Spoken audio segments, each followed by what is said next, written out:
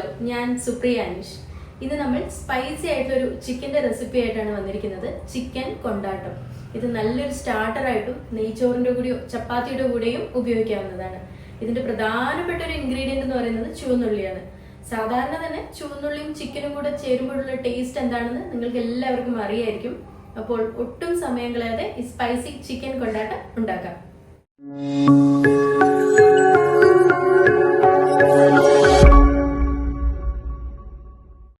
നന്നായി കഴുകിയതിന് ശേഷം മീഡിയം സൈസ് വലുപ്പത്തിൽ കട്ട് ചെയ്തിരിക്കുന്ന 750 ഗ്രാം ചിക്കനാണ് ഞാനിവിടെ എടുത്തിരിക്കുന്നത്.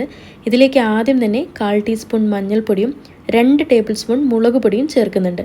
നിങ്ങൾക്ക് എരിവ് കൂടുതലായിട്ട് വേണമെങ്കിൽ 2 ടേബിൾ സ്പൂണും എരിവുള്ള മുളക് പൊടി തന്നെ ചേർക്കാം, അല്ലെങ്കിൽ 1 ടേബിൾ സ്പൂൺ കാശ്മീരി മുളക് പൊടി ചേർത്ത് കൊടുക്കാം.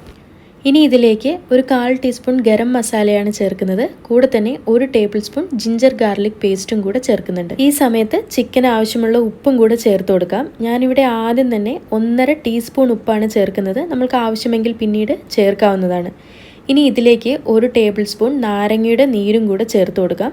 പിന്നീട് ഇത് നന്നായിട്ടൊരു കോട്ടിംഗ് കിട്ടാനായിട്ട് ഇതിലേക്ക് 2 ടേബിൾ സ്പൂൺ കോൺഫ്ലവർ ആണ് ചേർത്ത് കൊടുക്കുന്നത്. ഇനിയിപ്പോൾ കോൺഫ്ലവർ ഇല്ലെങ്കിൽ മൈദ ഒരു 2 ടേബിൾ സ്പൂൺ ചേർത്താൽ മതിയാവും. ഇനി ഇതെല്ലാം കൂടെ നന്നായിട്ടൊന്ന് കുഴച്ചെടുക്കുക. ചിക്കനിൽ നന്നായി പിടിക്കാനായിട്ട് നമ്മുടെ കൈ കൊണ്ട് തന്നെ കുഴച്ചെടുക്കുന്നതായിരിക്കും ഏറ്റവും നല്ലത്. ഇനി ഇത് കുറഞ്ഞത് 1 മണിക്കൂറെങ്കിലും നമ്മൾ ഇതുപോലെ അടച്ചു വയ്ക്കുക. ഇനി 1 മണിക്കൂറിൽ കൂടുതൽ വയ്ക്കുകയാണെങ്കിൽ അത്രയും നല്ലതാണ്. അങ്ങനെയെങ്കിൽ ഇത് ഫ്രിഡ്ജിൽ വേണം സൂക്ഷിക്കാനായിട്ട്. ഈ ഒരു സമയം കൊണ്ട് നമ്മൾക്കൊരു 30 ചുവന്നുള്ളി നന്നായി കഴുകി ചെറുതായി മുറിച്ച് വയ്ക്കാം. കൂടെ തന്നെ കുറച്ച് കറിവേപ്പിലയും ഉണക്കമുളകും. ഏകദേശം 1 മണിക്കൂർ ആയിട്ടുണ്ട്. ഇനി നമുക്ക് ഈ ചിക്കനൊക്കെ ഒന്ന് വറുത്തെടുക്കാം. അതിനായിട്ട് നല്ല ചുവട് കട്ടിയുള്ള ഒരു കടായിൽ വെളിച്ചെണ്ണ തന്നെ ഉപയോഗിക്കാനായിട്ട് ശ്രദ്ധിക്കുക. അപ്പോൾ ഞാനിവിടെ 1 കപ്പ് വെളിച്ചെണ്ണ ഉപയോഗിച്ചിട്ട് നമ്മുടെ ചിക്കനെല്ലാം 3 ബാച്ചായിട്ടാണ് പൊരിച്ചെടുക്കുന്നത്. തമ്മിൽ ഒട്ടാതെ പൊരിച്ചെടുക്കുന്നതായിരിക്കും ഏറ്റവും നല്ലത്. അപ്പോൾ നന്നായി തിളച്ച വെളിച്ചെണ്ണയിലേക്ക് ചിക്കൻ ചേർത്തതിന് ശേഷം ഇളക്കാതെ ഒരു 2 മിനിറ്റ് വെയിറ്റ് ചെയ്യുക. അതിന് ശേഷം വേണം നമ്മൾ മെല്ലെ തിരിച്ചിടാനായിട്ട്, അല്ലെങ്കിൽ അതിൽ മസാലയെല്ലാം എണ്ണയിലേക്ക് വീണു പോകും. പിന്നെ ഇത് ഏറ്റവും നന്നായിട്ട്, അതായത് മുഴുവനായിട്ട് ഫ്രൈ ചെയ്യേണ്ട ആവശ്യമില്ല, ഒരു 80% ഫ്രൈ ചെയ്താൽ മതിയാവും. അല്ലെങ്കിൽ നമ്മുടെ ചിക്കൻ കൊണ്ടാട്ടത്തിന് ഭയങ്കര ഹാർഡായിരിക്കും, കഴിക്കാനായിട്ട് ഭയങ്കര കട്ടിയായിരിക്കും. അപ്പോൾ നമ്മുടെ ആദ്യത്തെ ചിക്കൻ ഇവിടെ ഫ്രൈ ചെയ്തെടുത്തിട്ടുണ്ട്. ഇനി ഇതുപോലെ തന്നെ ബാക്കിയുള്ള ചിക്കനും ഫ്രൈ ചെയ്ത് മാറ്റുക. ഇനി നമ്മൾക്ക് ഉണ്ടാക്കേണ്ട മസാലയെല്ലാം ഇതേ എണ്ണയിൽ തന്നെയാണ് നമ്മൾ വഴറ്റിയെടുക്കുന്നത്. പക്ഷേ ഇത്രയ്ക്ക് എണ്ണയുടെ ആവശ്യമില്ല, അതുകൊണ്ട് ഞാനിതിൽ നിന്ന് കുറച്ചെടുത്ത് മാറ്റി വയ്ക്കുന്നുണ്ട്. ഇനി ഇതിലേക്ക് കുറച്ചധികം കറിവേപ്പില ഇട്ട് കൊടുക്കുക. എന്നിട്ട് ക്രിസ്പായിട്ടൊന്ന് വരുന്നത് വരയ്ക്കും നന്നായിട്ടൊന്ന് ഇളക്കി കൊടുക്കുക. അതിനുശേഷം അതിലേക്ക് ഒരു 4-5 ഉണക്കമുളകും കൂടെ ചേർത്ത് കൊടുക്കുക. ഈ ഉണക്കമുളകിൻ്റെ നിറം മാറാതെ ഇതും നന്നായിട്ടൊന്ന് ഫ്രൈ ചെയ്തെടുക്കുക. ഇത് രണ്ടും നന്നായി ഫ്രൈ ആയി കഴിഞ്ഞാൽ ഇതിൻ്റെ ഒരു പകുതി ഭാഗം നമുക്ക് എടുത്തു മാറ്റി വയ്ക്കാം. ഇത് അവസാനമായിട്ട് നമുക്കൊന്ന് ഗാർണിഷ് ചെയ്യാനായിട്ടാണ്. ബാക്കിയുള്ളത് അതിൽ തന്നെ ഇരുന്നോട്ടെ. ഇനി നമുക്ക് ഇതിലേക്ക് തന്നെ ഒരു 30 ചുവന്നുള്ളി, നമ്മൾ നേരത്തെ കട്ട് ചെയ്ത് വെച്ചിരിക്കുന്ന നൈസായിട്ട് അരിഞ്ഞിട്ടുള്ള ചുവന്നുള്ളി ഇതിലേക്ക് ചേർത്ത് നന്നായിട്ടൊന്ന് വഴറ്റിയെടുക്കാം.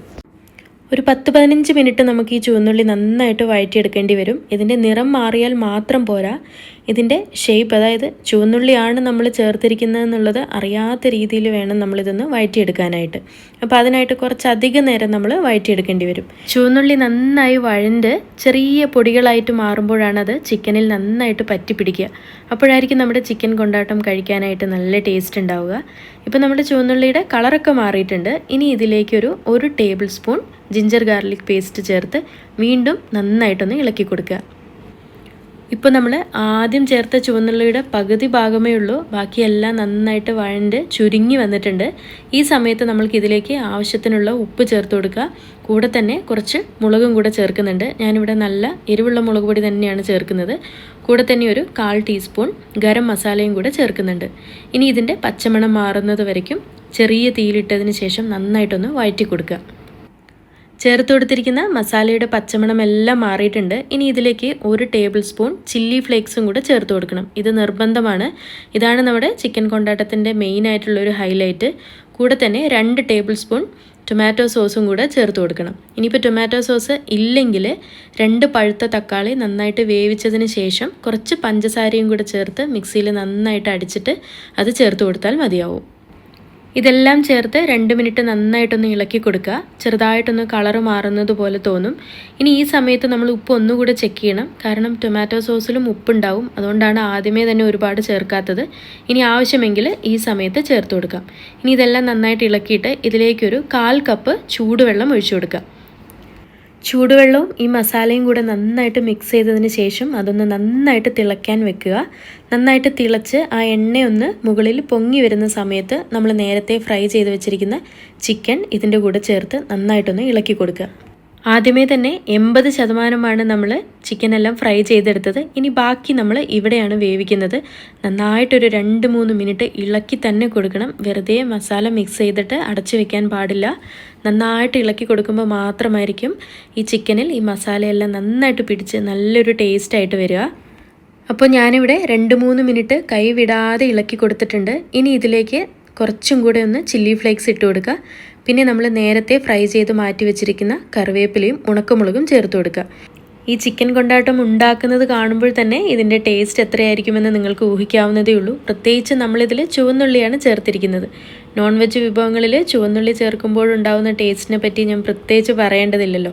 ഇത് നല്ലൊരു സ്റ്റാർട്ടറായിട്ടും നെയ്ച്ചോറിൻ്റെ കൂടെയോ ചപ്പാത്തിയുടെ കൂടെയോ ഉപയോഗിക്കാവുന്നതാണ്. അപ്പോൾ നിങ്ങളെല്ലാവരും മറക്കാതെ ഈ സ്പൈസി ചിക്കൻ കൊണ്ടാട്ടം ഒന്ന് ട്രൈ ചെയ്ത് നോക്കുക. വീഡിയോ ഇഷ്ടമായെങ്കിൽ മറക്കാതെ ഒന്ന് സബ്സ്ക്രൈബ് ചെയ്യുക, ലൈക്ക് ചെയ്യുക, ഷെയർ ചെയ്യുക. മറ്റൊരു വീഡിയോയുമായി വീണ്ടും കാണാം. താങ്ക്